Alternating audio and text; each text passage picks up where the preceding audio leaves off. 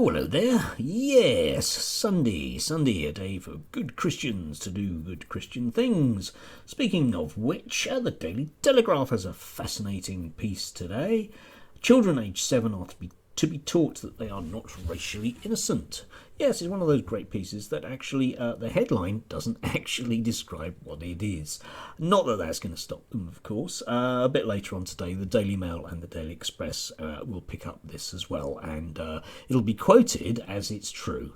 It isn't, okay? I'll leave you to read it for yourself. There's the usual Tory common sense group, just common sense. There, that lot. Renter quote, who of course are disgusted, and they're going to do something about it. And the Education Secretary is going to be badgered to do something about a whole hour-long training course in Brighton, which is voluntary, which doesn't have anything to do with children at all, realistically. But anyway,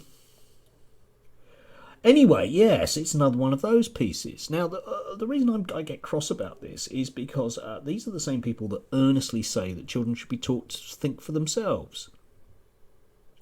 And then, magically, they don't like that in itself. If you look across the pond at what's happened recently about the whole moral panic about CRT, what has happened in certain Republican-held states is that school boards have become politicised, and various schools have decided to remove books.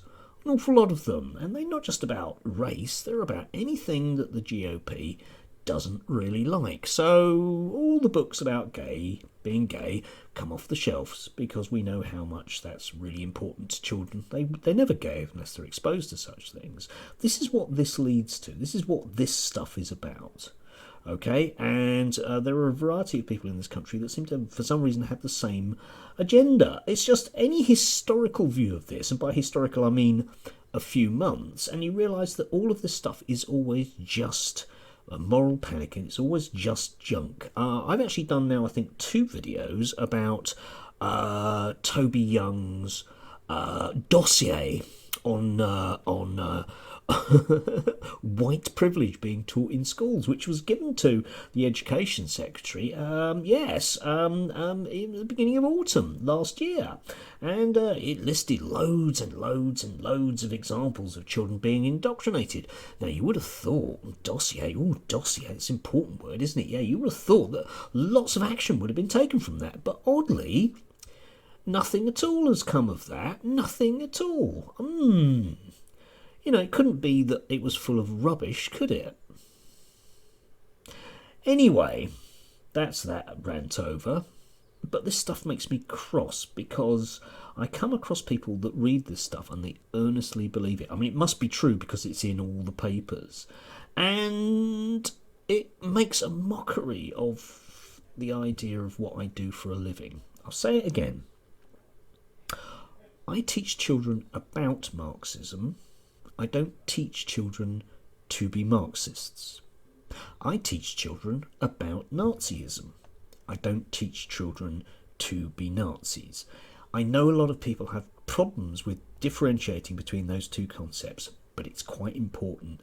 And I get a little bit cross with journalists with a political agenda who don't seem to quite manage to understand that one. It's not that hard, guys. It's not that hard.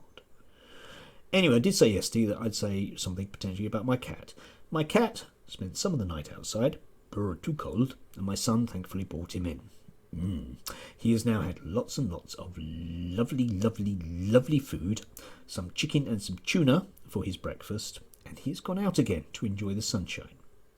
My cat leads what can only be described as a very, very lovely life, and for that he's not grateful.